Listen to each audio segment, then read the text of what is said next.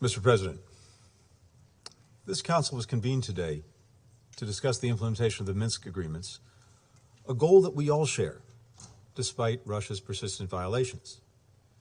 These agreements, which were negotiated in 2014 and 2015 and signed by Russia, remain the basis for the peace process to resolve the conflict in eastern Ukraine.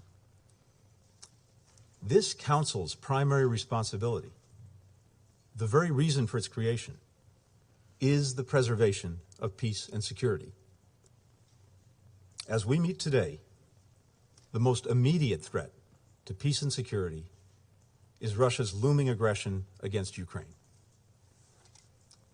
The stakes go far beyond Ukraine. This is a moment of peril for the lives and safety of millions of people, as well as for the foundation of the United Nations Charter and the rules-based international order that preserves stability worldwide. This crisis directly affects every member of this council and every country in the world. Because the basic principles that sustain peace and security, principles that were enshrined in the wake of 2 world wars and a Cold War, are under threat. The principle that one country cannot change the borders of another by force. The principle that one country cannot dictate another's choices or policies or with whom it will associate. The principle of national sovereignty. This is the exact kind of crisis that the United Nations, and specifically this Security Council, was created to prevent. We must address what Russia is doing right now to Ukraine. Over the past months, without provocation or justification, Russia has amassed more than 150,000 troops around Ukraine's borders, in Russia, Belarus, occupied Crimea. Russia says it's drawing down those forces. We do not see that happening on the ground. Our information indicates clearly that these forces, including ground troops, aircraft, ships, are preparing to launch an attack against Ukraine in the coming days. We don't know precisely how things will play out, but here's what the world can expect to see unfold. In fact, it's unfolding right now, today, as Russia takes steps down the path to war and reissued the threat of military action. First, Russia plans to manufacture a pretext for its attack. This could be a violent event that Russia will blame on Ukraine, or an outrageous accusation that Russia will level against the Ukrainian government. We don't know exactly the form it will take. It could be a fabricated so-called terrorist bombing inside Russia, the invented discovery of a mass grave, a staged drone strike against civilians, or a fake, even a real, attack using chemical weapons. Russia may describe this event as ethnic cleansing or a genocide, making a mockery of a concept that we in this chamber do not take lightly, nor do I take lightly, based on my family history. In the past few days, Russian media has already begun to spread some of these false alarms and claims to maximize public outrage, to lay the groundwork for an invented justification for war. Today, that drumbeat is only intensified in Russia's state-controlled media. We've heard some of these basic allegations from Russian-backed speakers here today. Second, in response to this manufactured provocation, the highest levels of the Russian government may theatrically convene emergency meetings to address the so-called crisis. The government will issue proclamations declaring that Russia must respond to defend Russian citizens or ethnic Russians in Ukraine. Next, the attack is planned to begin. Russian missiles and bombs will drop across Ukraine. Communications will be jammed.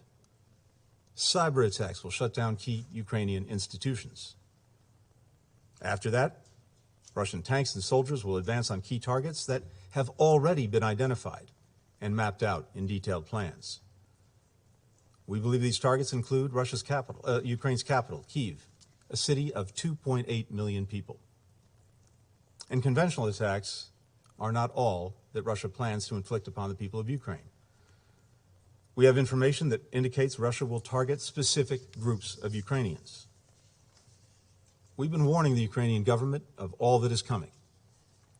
And here today, we are laying it out in great detail with the hope that by sharing what we know with the world, we can influence Russia to abandon the path of war and choose a different path while there's still time.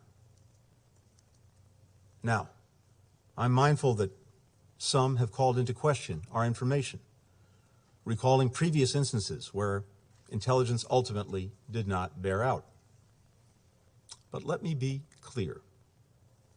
I am here today not to start a war, but to prevent one.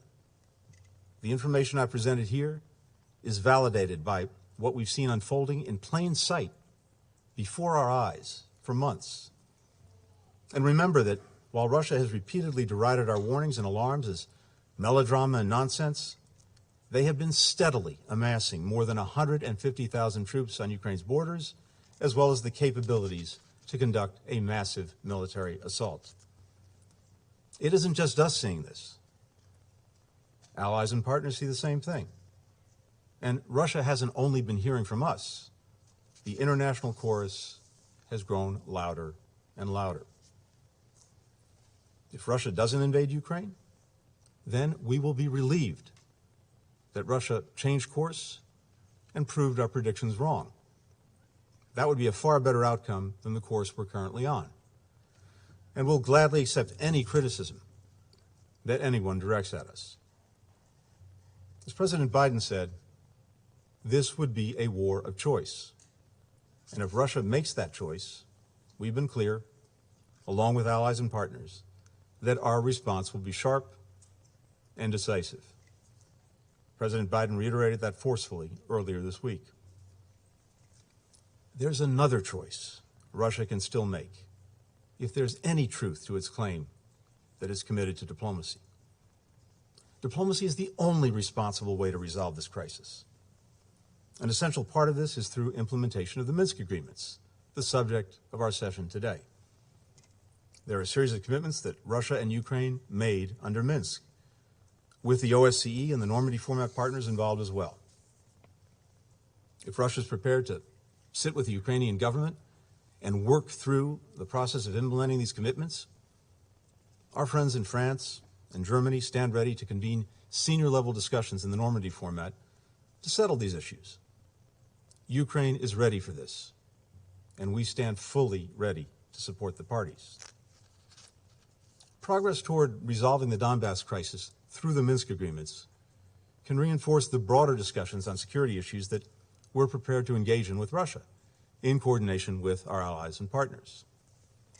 More than 3 weeks ago, we provided Russia with a paper that detailed concrete reciprocal steps that we can take in the near term to address our respective concerns and advance the collective security interests of Russia, the United States, and our European partners and allies.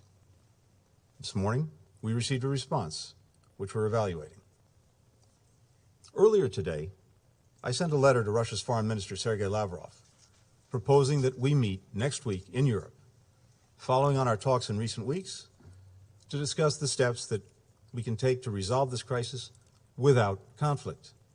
We're also proposing meetings of the NATO-Russia Council and the OSCE Permanent Council. These meetings can pave the way for a summit of key leaders in the context of de-escalation to reach understandings on our mutual security concerns.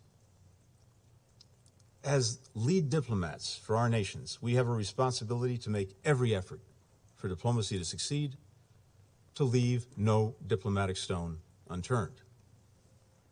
If Russia is committed to diplomacy, we're presenting every opportunity for it to demonstrate that commitment.